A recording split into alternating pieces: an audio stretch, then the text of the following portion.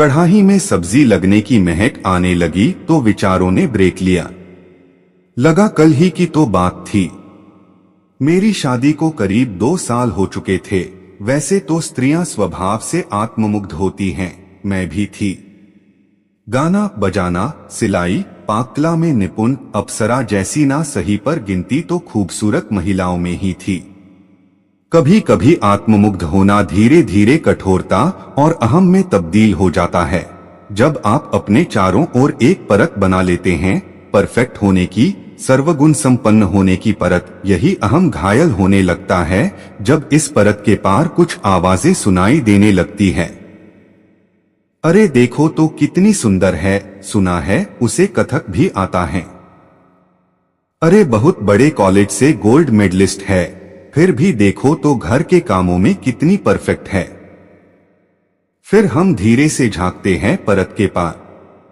कौन है जो मेरी सत्ता पर काबिज होना चाहता है? कौन आया है मुझसे बेहतर? मुझे भी कुछ ऐसा ही लगा था। मांझी के कमरे से उठती महिलाओं की आवाज ने कपड़े तह करते मेरे हाथों को रोक दिया था। देखो बहन जी, बेटे की शादी है तो सबको आना है। हमारे परिवार के बीच को फॉर्मेलिटी वाली बात तो है नहीं, बहू तुम्हारे आशीर्वाद के बिना नहीं आएगी। बस यही प्रार्थना है कि मेरी बहू भी आपकी मानवी जैसी निकले। मेरे चेहरे पर तैरती मुस्कान मांझी के शब्द सुन लड़खड़ा गई। अरे मानवी क्यों, मानवी से भी अच्छी निकले ईश्वर करे। हो मुझसे अच्छी। देखते हैं। शादी में बेहतरीन से बेहतरीन तरीके से तैयार होकर गई। मन में कहीं था कि सुंदरता से ही पहला किला फतह कर लूंगी। वो सामने स्टेज पर थी, साक्षात देवी की मूर्ति जैसी। इतना सुंदर भी कोई होता है क्या? सुंदरता का अहम भर भराकर नीचे गिर पड़ा था। खुद को तसल्ली दी। ओह मेकअप से सब बदल जाता है, देखते हैं 2 दिन बाद। इस विचार से मन को शांति मिली तो मैं अशांत पेट का विचार कर बुफे की तरफ चल दी। फोटो खिंचवाने का मन ही नहीं था, पर आंटी के जबरदस्त इसरार पर कि जेठानी हो मानवी, ऐसे काम नहीं चलेगा, कुछ अपने गुण मेरी बहू को भी सिखाना। भरभराता किला कुछ उठ खड़ा हुआ था। मैं गर्व से मुस्कुराई, वो भी मुस्कुराई और बोली, दी यहाँ आइए साथ में फोटो लेते हैं। हो मन में खुन्नस खा रही होगी तारीफ सुनकर, अभी नई नई है तो अच्छी बनकर दिखा रही है। मैंने देखा वो अब भी मुझे देख रही थी। मैं बराबर में जाकर खड़ी हो गई। फोटो खिंचवाकर मैं हट गई। हर समय मन में यही उधेड़-बुन की, कहाँ कैसे उससे बेहतर दिखूं। शादी के बाद में होने वाले सारे नेक मैंने किए, क्योंकि आंटी के बेटे की कोई भाभी नहीं थी और आंटी मुझे अपनी बड़ी बहू की तरह मानती थी। एक संदेह दूर हो गया था कि वो बिना मेकअप के और भी ज्यादा खूबसूरत लग रही थी। मेरी ईर्ष्या बढ़ती जा रही थी। फिर एक दिन मांझी ने उसे घर पर इनवाइट किया। उसके लिए गिफ्ट आ चुके थे। मैंने अपनी सारी पाककला झोंक डाली थी। मैं कमतर नहीं दिखना चाहती थी। वो आई। उसके व्यवहार ने सबको मंत्रमुग्ध कर दिया था। उसका उठना बैठना, खाने का तरीका, सब में एक जादू था। मैं इस जादू का तिलिस्म तोड़ने पर आमादा थी। खाने के बाद सब अपने हमउम्र के साथ बातों में तल्लीन हो गए। वो भी मुझसे बात करने आ बैठी। दी एक बात पूछूं, बड़ी कंफ्यूज हूं। हम पूछो। हमारी अभी अभी शादी हुई है। कोई कहता है कुछ समय एंजॉय करो, कोई कहता है पहला बच्चा जल्दी करो, समझ नहीं आ रहा। मेरे अंदर एक आदत है कि जानबूझकर सलाह गलत नहीं दे सकती थी। मेरे हिसाब से जो मुझे सही लगा मैंने उसे बता दिया। देखो वैसे तो ये तुम्हारा आपसी निर्णय है, पर मेरी मानो तो पहला बच्चा जल्दी करो, क्योंकि ज्यादातर मैंने देखा है कि ज्यादा लेट करने पर दिक्कतें आती है। उसने कोई सवाल जवाब नहीं किया, सिर्फ मुस्कुराई और बोली, आपको कढ़ाई आती है ना? मुझे इनके लिए एक रुमाल काटना है। हम्मा सिखा दूंगी। इस मुलाकात के बाद सब अपने जीवन में व्यस्त हो गए। 1 महीने बाद ही तनु के गर्भवती होने की खबर मिली तो उसने मेरी बात को संजीदगी से लिया था। मेरी एक बेटी थी और चाहती थी कि उसको भी पहली बेटी ही हो।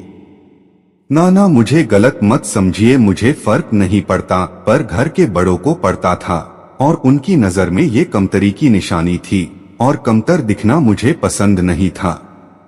समय पर तनु ने एक बेटे को जन्म दिया। मैं बेमन से देखने गई। वो हाथ पकड़कर बोली, आपने सच कहा था, माँ बनने में बड़ा सुख है। देखो हमारी डॉल का भाई आ गया। मैं केवल मुस्कुराई। करीब 6 महीने बाद सुबह का काम निपटाकर चाय पी रही थी। बाहर से सासू माँ के चीखने की आवाज आई। मुझे लगा वो गिर गई। मैं दौड़ती हुई बाहर गई। तनु के घर के बाहर हाहाकार मचा था। मैं कांपते हुए पैरों से आगे बढ़ी। सब दहाड़े मार मार कर रो रहे थे। तनु कहीं नहीं दिख रही थी। मैंने सासू माँ से पूछा, मम्मी जी क्या? मानवी, तनु चली गई। वो सर पीट पीट कर रोने लगी। अचानक मेरे पैरों में मनोवजन बढ़ गया। मैं धम्म से मेन गेट पर बने चबूतरे पर बैठ गई।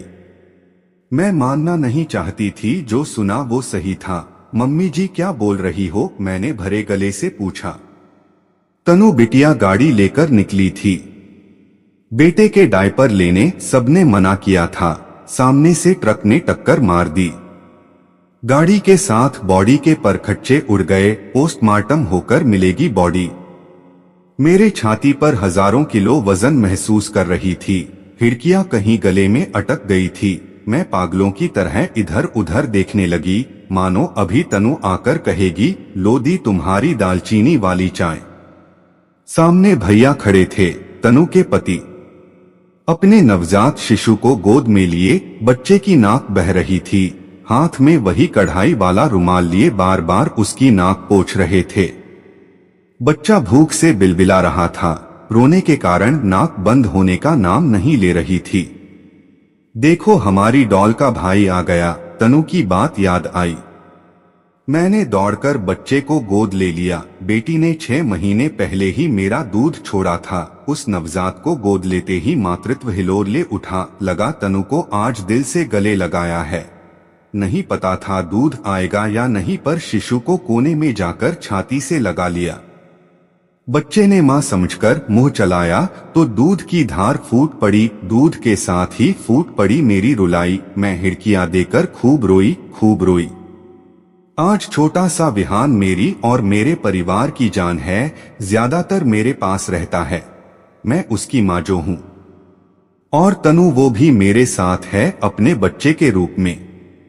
काश वो समय उसके साथ प्रतिस्पर्धा में ना गुजारा होता। कुछ अच्छी यादें बनाई होती, कुछ बेहतरीन पल जिए होते।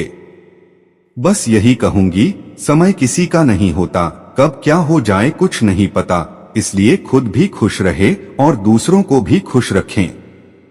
काश ये बात मैं समय रहते समझ पाती, तो जी पाती कुछ समय खुले मन से उस प्यारी लड़की के साथ जो चली गई।